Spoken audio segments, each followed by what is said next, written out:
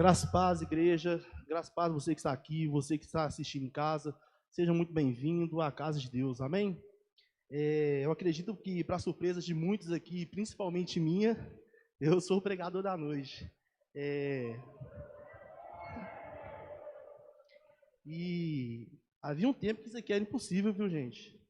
E eu lembro que teve uma pregação da Elaine, que ela falou assim que quando Deus coloca uma palavra no nosso coração, primeiro Ele quer tratar conosco, né? Primeiro Ele trata conosco para que essa palavra seja repassada. E eu pedindo a Deus o tema da pregação, Deus me deu um tema que simplesmente é a minha cara. Quer dizer, hoje não é mais, só que graças a Deus Ele me deu esse tema que é pare de fugir de Deus. Amém? Primeiro vamos orar a Deus. Pai, em nome do Senhor Jesus, nessa noite, primeiramente eu venho agradecer a Ti, porque, ó Deus, nós temos um tempo abençoado, nós temos pastores abençoados, nós temos, ó Pai, membros abençoados, ó Pai. Em nome do Senhor Jesus, ó Pai, venha abençoar o culto de hoje, ó Deus. Seja bem-vindo, ó Pai, sobre este lugar. Faça, ó Pai, morada. Use, meu Pai, para ser um instrumento, ó Pai, do Senhor, que eu venha transmitir, ó Pai, somente a palavra que o Senhor quer que eu transmita, ó Pai, que não venha haver o eu, mas que venha haver o Espírito Santo sobre mim. Em nome do Senhor Jesus, ó Pai, venha sobre cada um que está aqui nessa noite, que eles venham receber essa palavra que é do Senhor. Amém? E para começar a falar sobre esse tema, né, que é pare de fugir de Deus, primeiro eu gostaria de falar um pouco de mim, né, que Deus primeiro tratou isso comigo. Eu lembro que na minha juventude, eu sempre tive um grande temor a Deus, só que eu fazia as coisas meia boca, né?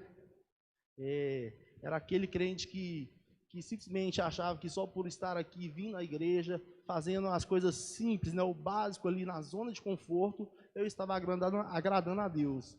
E nisso eu também achava que, através disso, eu tinha intimidade com Deus, só que, na verdade, eu não tinha, eu simplesmente me enganava, né? E no decorrer do tempo, eu lembro que quando eu casei com a Fernanda, no início era tudo muito bom, eu tinha um emprego bom, eu tinha um carro bom, as coisas fluíam bem. E eu lembro que a cada vez mais eu fugia disso aqui principalmente. Deus sempre me deu a oportunidade da abertura, o Leozinho e a Evelino são a prova disso, que ele sempre pediu, Daniel, dá abertura, faz a oferta, o dízimo. E eu não, sempre fugia.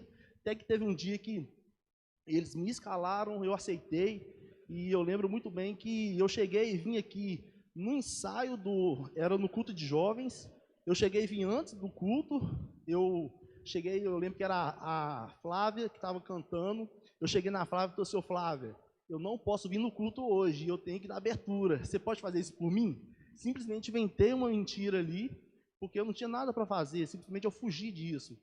E a minha vida toda eu fazia isso. E eu lembro que no decorrer do tempo, eu simplesmente, ao fugir de Deus, eu me encontrava no deserto. Toda vez que eu fugia de Deus, eu me encontrava no deserto. E a cada vez mais que eu estava no deserto, as coisas, simplesmente eu fui perdendo um emprego que era bom, caí para um emprego ruim. Na verdade, eu fiquei desempregado, né? Eu estava empregado na empresa boa, fiquei desempregado e foi logo na época que a Fernanda ficou grávida do Davi. E eu lembro que tudo para mim simplesmente apenas desabava. É um conselho que eu dou, o deserto não é bom, viu, gente? Espero que vocês não passem por isso, porque as coisas para mim estavam difíceis. E estava difícil até de eu conseguir forças para sair disso. Até que chegou um tempo que eu estava tão longe no deserto, tão fundo no poço, que eu tinha um congresso na igreja SEI, que os jovens foram, né? Isso deve ter uns 2, 3 anos atrás. E eu lembro que na porta da igreja eu não queria entrar. Eu virei para a Fernanda e virei assim, amor, eu não quero entrar, eu não estou sentindo a vontade, porque eu tenho dúvida se Deus existe. A minha vida estava tão turbulenta, eu estava tão ali afastado de Deus, de tanto fugir dele, que eu cheguei ao ponto de duvidar se Deus existia. E eu lembro que no decorrer do tempo eu buscava ter intimidade, mas não conseguia, e tinha aquelas lutas. E a Fernanda, graças a Deus, Deus me deu uma esposa maravilhosa, que ela nunca desistiu. Ela sempre orou por mim, sempre ali clamando, pedindo a Deus para que ele me acordasse, né? Que ele trazesse o Daniel de novo. E graças a Deus que hoje a igreja ela tem um novo método, que é o MDA, que é o método discipulado apostólico. E o Leozinho, principalmente, ele tentou ser meu líder desde o início, e eu sempre fugi dele também.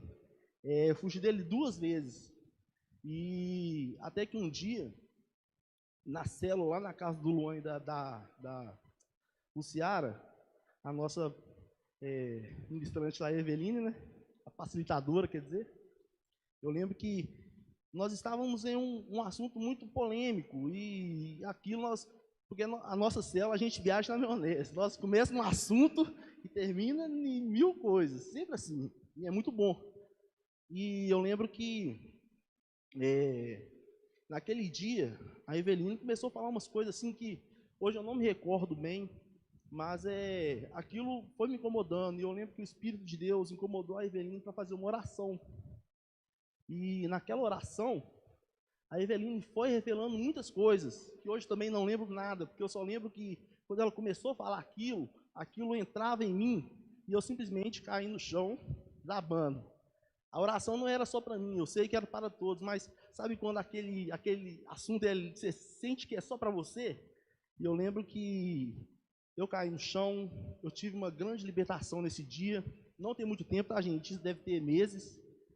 E eu lembro que nesse dia havia demônios que saíram de mim, eu tive uma grande libertação, literalmente. Eu sinto que nesse dia eu encontrei a Jesus e eu nasci de novo. Deus, ele tratou de mim naquele dia ali. Eu lembro que a Fernanda falou para mim depois que a Eveline sentiu tanta dor nesse dia, que ela até falou com a Fernanda assim: Fernanda, estou sentindo uma dor de um parto, por estar orando aqui, né, nesse momento. E espiritualmente, isso gerando um filho espiritual. Tanto é que a Eveline é a minha mãe espiritual. E graças a Deus, que minha vida mudou a partir disso. Eu comecei a servir a Deus, servir ao reino. Parei de fugir, certo? E eu lembro que a Fernanda, ela tinha que fazer tinha que entregar ao pastor Júlio. Eu não lembro o que era, eu sei que dentro do carro, na porta do pastor, eu virei para ele, então, seu pastor, eu estava porque a gente, quando é novo convertido, né, porque eu sinto que eu sou um novo convertido, a gente é eufórico, né, feliz, porque a gente conheceu a Jesus. Então eu lembro que falei com o pastor, seu pastor, fala com a pastora lá para colocar meu nome para dar abertura, que agora eu quero dar abertura nesse trem, quero perder esse medo. Aí eu dei abertura, depois eu fiz o dízimo e a oferta. E eu lembro que no mês seguinte, a pastora tinha que renovar a escala. Ela virou para mim, ela disse: Daniel, vou colocar você para pregar dia 22. Eu estou assim, o quê? Tipo, a coisa que eu mais fugia, tão logo assim, Deus quis que eu fizesse. Só que eu virei e falei assim: não, deixa dia 22 não, troca com a Eveline, que a Eveline que era dia 22. Aí eu falei assim, quer dizer, ela era dia 29. Aí eu falei assim, não, troca com a Eveline, coloca a Eveline no dia 22, que eu vou ter mais tempo para, pelo menos, é a primeira vez, eu vou estudar mais a fundo, né? E graças a Deus, Deus me deu esse tempo, que é para de fugir. E em relação a isso, Ele me deu 3 pessoas aqui na Bíblia, que ela teve esse momento de fuga de Deus.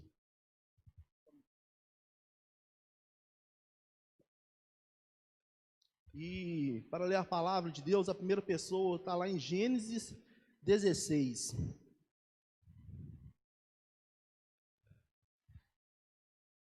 Nós vamos ler a partir do 7. Só que antes de ler o 7, eu gostaria só de dar um breve resumo sobre essa passagem aqui. Aqui fala sobre Agar.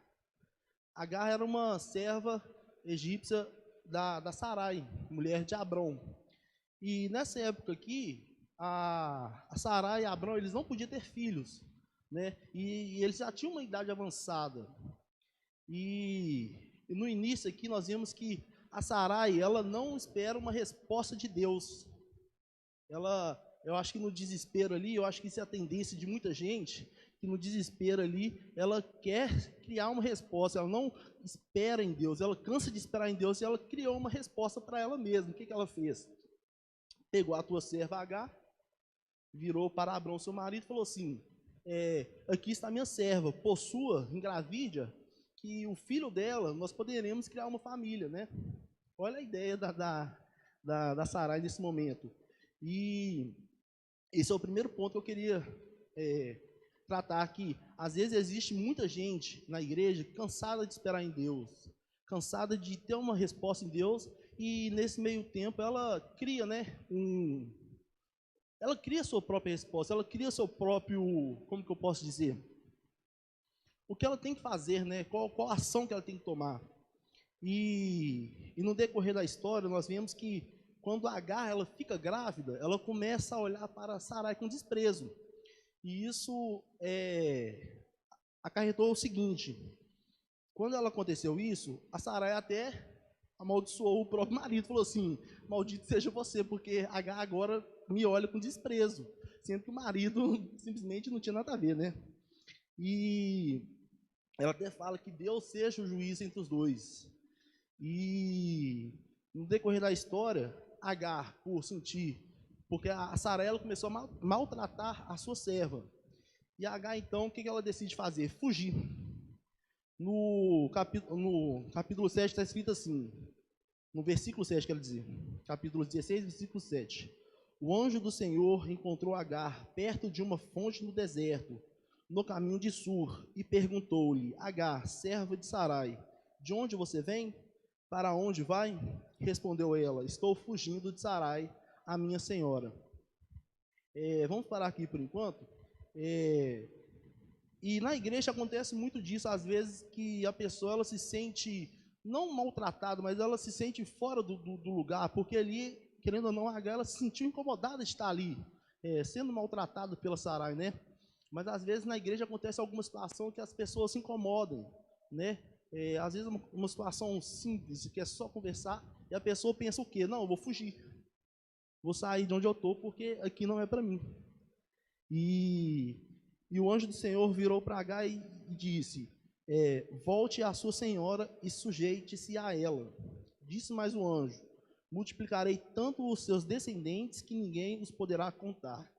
E no decorrer que nós vemos que o seguinte, Agar, o anjo falou assim: não, peraí, você tem que voltar para lá. Você não pode simplesmente fugir disso, você tem que voltar e sujeitar ela. Em outras Bíblias está escrito humilhar, né? Não é sujeitar, é humilhar. E às vezes nós temos que quebrar esse orgulho dentro da gente, que assim, a pessoa que fugiu, se Deus manda ela voltar para onde ela estava, ela tem que se humilhar, ela tem que quebrar essa barreira, né? Porque não é fácil você simplesmente voltar para um lugar que você não se sentia bem. Mas o anjo do Senhor ordenou ela, falou assim: não, volte e sujeite-se a ela, humilhe-se. Porque Deus sabia o que ele poderia fazer na vida de Agar, tanto que ele até faz uma promessa para ela, que ele multiplicaria tanto a sua descendência que ninguém poderia contar. Esse é um primeiro caso que eu vi na Bíblia de uma pessoa que fugiu da presença do Senhor. O outro caso está lá em 1 Reis 19. Esse aqui é uma pessoa até famosa, né? Que é Elias.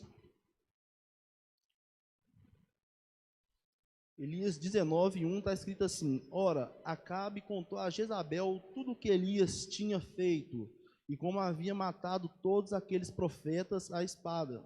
Por isso Jezabel mandou um mensageiro a Elias para dizer-lhe: que os deuses me castiguem com todo rigor, se amanhã nessa hora eu não fizer com a sua vida o que fez com a deles.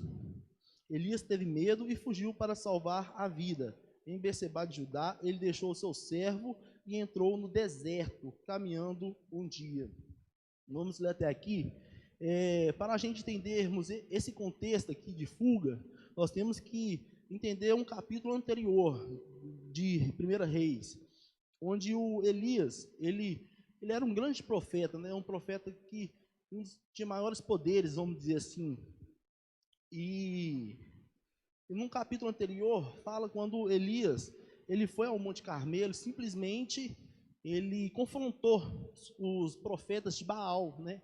Naquela época o reinado era de Acabe, de Israel, né? E o povo ele tinha se perdido, eles estavam não somente adorando a Deus, mas havia muitas pessoas que estavam adorando outros deuses, principalmente o deus de Baal.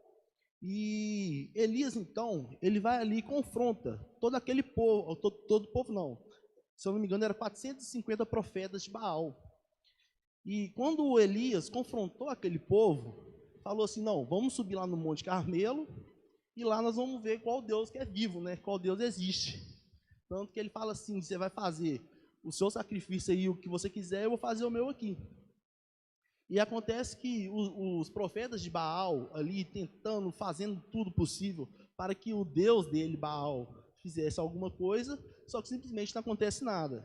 E Elias, quando ele vê que nada aconteceu, aí foi a vez dele. Ele simplesmente orou a Deus, clamou a Deus, e do céu desceu um fogo tão forte que queimou tudo que havia naquele lugar. E logo depois disso, Elias matou os 450 profetas, né, de Baal. Que eu acredito que foi uma coisa muito, assim, feroz, né? E quando isso chegou a Jezabel, Jezabel ficou furiosa, porque querendo ou não, eram profetas dela. E ela então ameaçou Elias. E Deus me quis revelar em algo sobre essa história, que é o seguinte: dentro da igreja, às vezes existe tanta gente que já fez tanto por Deus, já fez tantos milagres, já fez grandes obras maravilhosas, movimentos, e já foram grandes profetas em Deus. E hoje, às vezes, uma coisa, porque aqui, quando Jezabel ficou sabendo disso e ameaçou Elias, Elias simplesmente teve medo e fugiu. Aí eu penso: espera aí, um profeta que fez todo aquele alvoroço, né, o fogo do céu, matou os profetas, aí uma mulher, não desmerecendo mulher, que mulher tem poder hoje em dia, amém? A mulher simplesmente amedrontou o Elias, e Elias simplesmente quis o quê? Fugir, né? E eu vejo que existe esse tipo de pessoa que às vezes, por um confronto dentro da igreja, confronto que eu falo espiritual, ou então, às vezes, uma coisa simples, ou algum conflito dentro da igreja, essa pessoa que já fez tanto por Deus, simplesmente quer fugir, quer afastar de Deus, porque acha que aquilo é muito para ele, né? E nós vimos no decorrer da história aqui que o Elias, o que ele fez? Ele foi para Berseba de Judá, e até ali ele deixou o seu servo, porque ele tinha um servo, ele deixou o servo dele e caminhou mais um dia para o deserto, né? E além dessas pessoas que tentam fugir de Deus, elas tentam ser solitárias, né? Tentam achar tudo na solidão, que acham que estar sozinha vai resolver o problema. E eu falo para você, gente, não podemos ser crentes, ser membros de um corpo de Cristo sozinhos. Nós temos que ter união, principalmente hoje com o MDA, que é o discipulado 1 a 1. Temos que ter alguém próximo da gente, seja para N situações, seja para esse tipo de conflitos, seja para você desabar, seja para você buscar uma orientação. É necessário ter uma pessoa te acompanhando. Você que não está sendo acompanhado, busque, fala: pastor, eu preciso. Eu até cheguei para ele, porque depois que o Leozinho tentou 2 vezes comigo, eu falei com o pastor: pastor, hoje eu preciso de uma cobertura espiritual.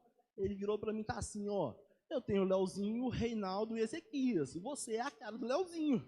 Aí eu falei assim: não, então eu vou pro Leozinho de novo, vou tentar mais uma vez. E hoje, graças a Deus, o Leozinho é o meu discipulador, e tem sido uma bênção, né, Léo? Graças a Deus. E Elias, então, ali no deserto, ele até desejou a sua própria morte, né? Ele ali sozinho, debaixo de uma árvore, ele orou a Deus pedindo a morte. Aí eu penso, velho, como essa pessoa que um dia fez tanta coisa, uma coisa que aterrorizou ela simplesmente quis fugir e ainda desejou a própria morte.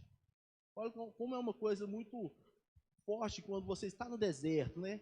Quando você foge da presença de Deus, foge de fazer a vontade de Deus. E isso era o que eu vivia também, quando eu sentia que eu estava afastado de Deus, tudo ao meu redor estava desabando. Às vezes era uma coisa simples, às vezes era até o celular que, de uma hora funcionando, simplesmente parava. E eu culpava quem? Deus, né?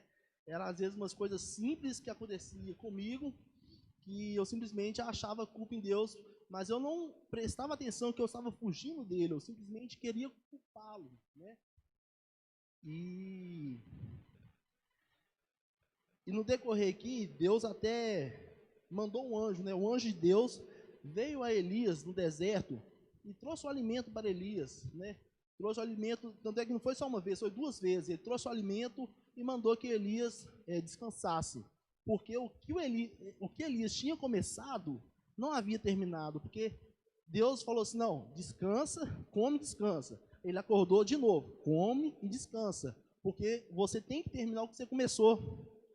Você que está aqui hoje, que fugiu de Deus por algum motivo, saiba que Deus quer terminar o que Ele começou em sua vida. Você que fugiu de Deus, saiba que Deus quer terminar o que Ele começou em sua vida. Você pode fugir o que for. Uma hora a barriga vai doer, né? Como diz os mais idosos, a barriga vai doer e você vai querer voltar.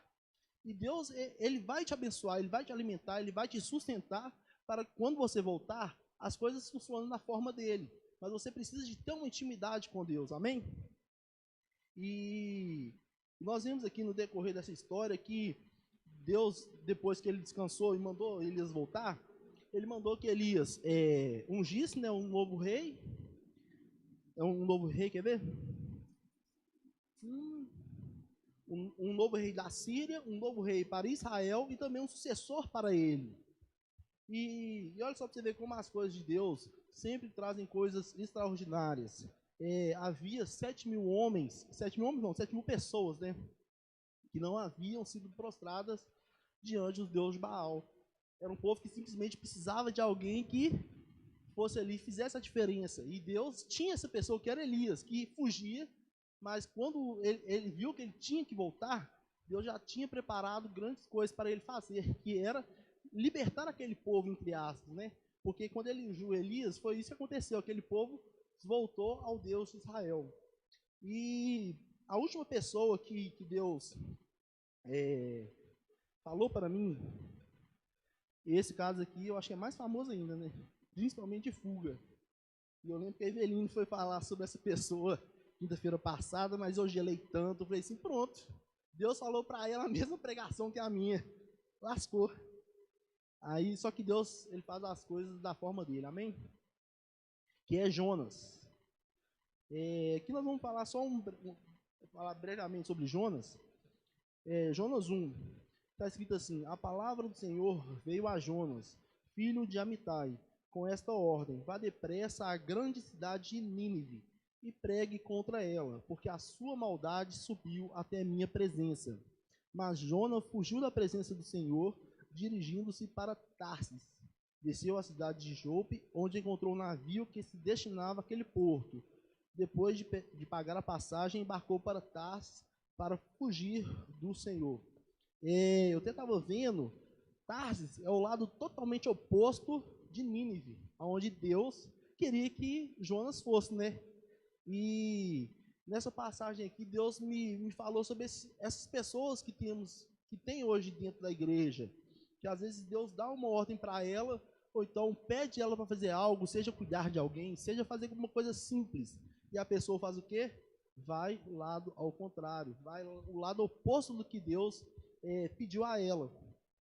E no decorrer dessa história aqui, vemos que quando o Jonas estava no navio, junto com no barco, né, junto com aqueles outros pessoal, Deus mandou uma tempestade muito forte. E uma outra coisa que Deus me falou aqui, que durante essa tempestade, querendo ou não, a tempestade atingiu todo mundo que estava ali, certo? Só que a tempestade foi uma coisa que perseguia Jonas. E o pessoal até então não sabia quem que era. Tanto é que eles até falaram assim, peraí, nós temos que descobrir por que essa tempestade está atrás de nós. Deve ter alguém aqui que está errado aí.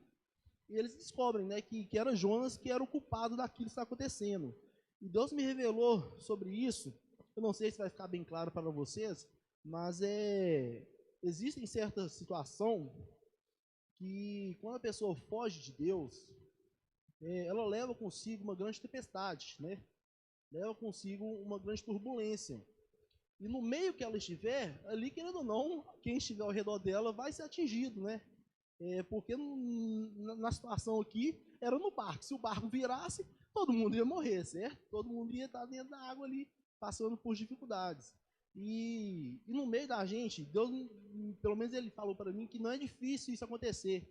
Que quando você foge da vontade de Deus e tenta fugir, esconder de alguma forma, aonde você estiver, seja familiares, seja algum amigo, seja até mesmo dentro da igreja, uma pessoa que fugiu do ministério de dança, vai para o ministério do louvor, de certa forma tentou fugir, essa tempestade irá seguir essa pessoa, né?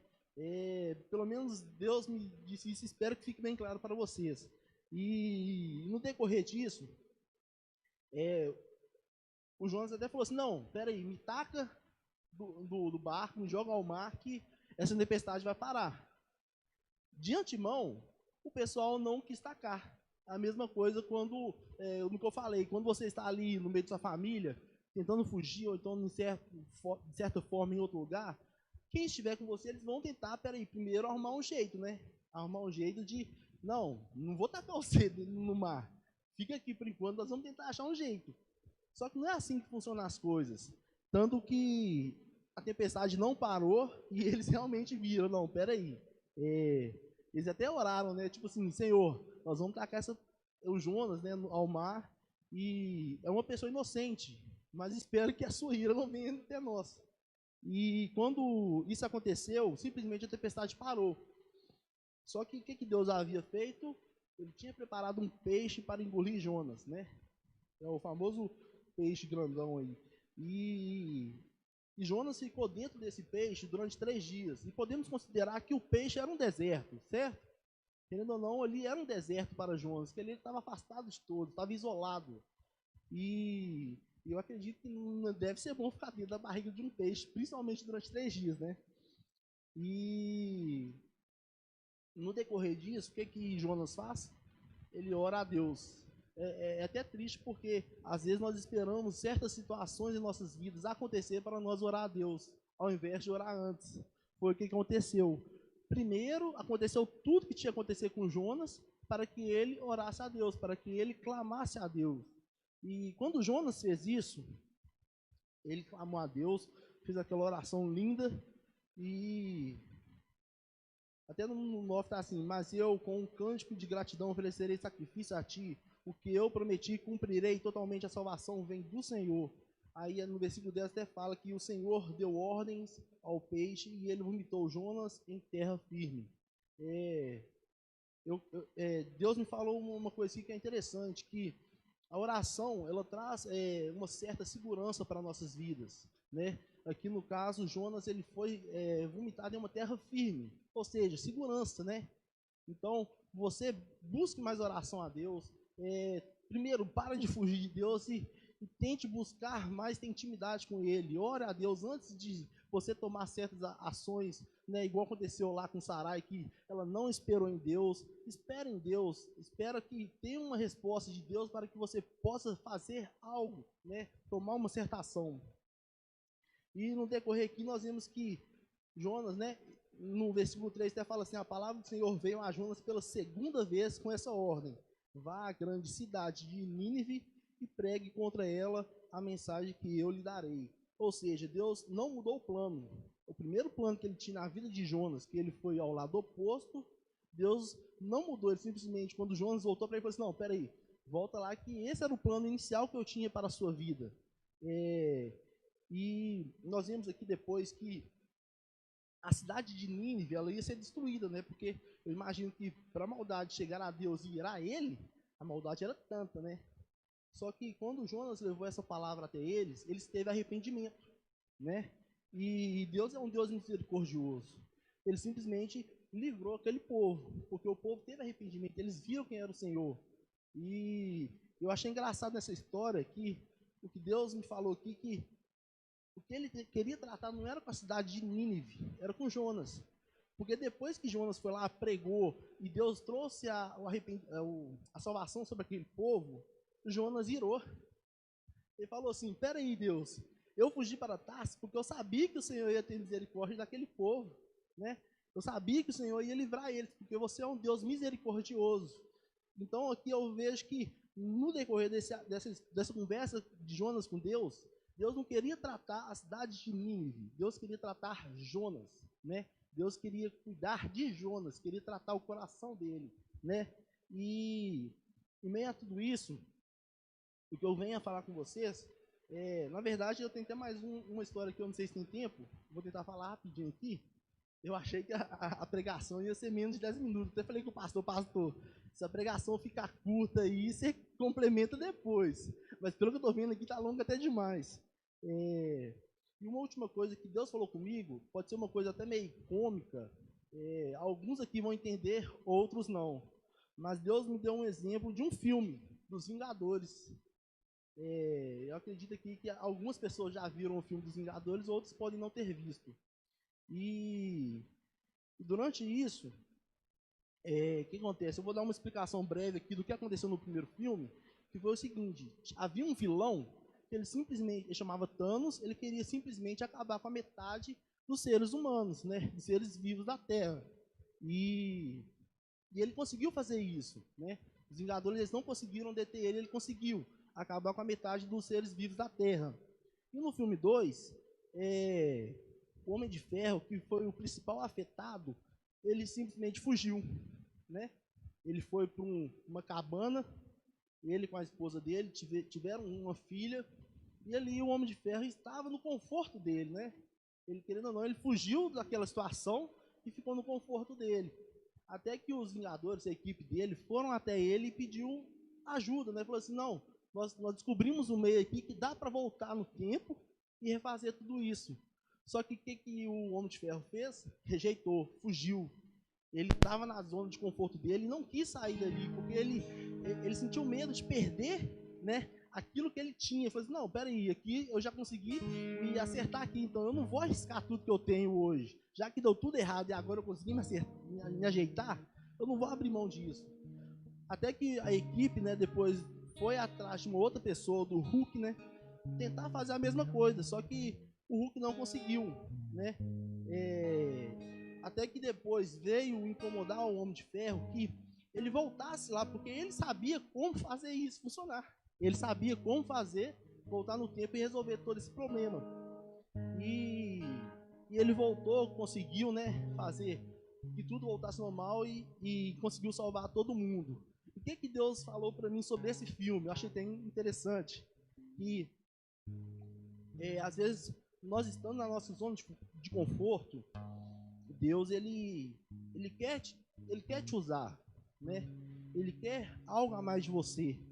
E tem certas coisas que acontecem, principalmente no mundo espiritual, que era você que Deus precisava de usar. Não era outra pessoa ali. Eles tentaram ir atrás do Hulk, que era uma outra pessoa. Só que não era ele, a pessoa que Deus escolheu, vamos dizer assim. Era quem? Um Homem de Ferro. Era você.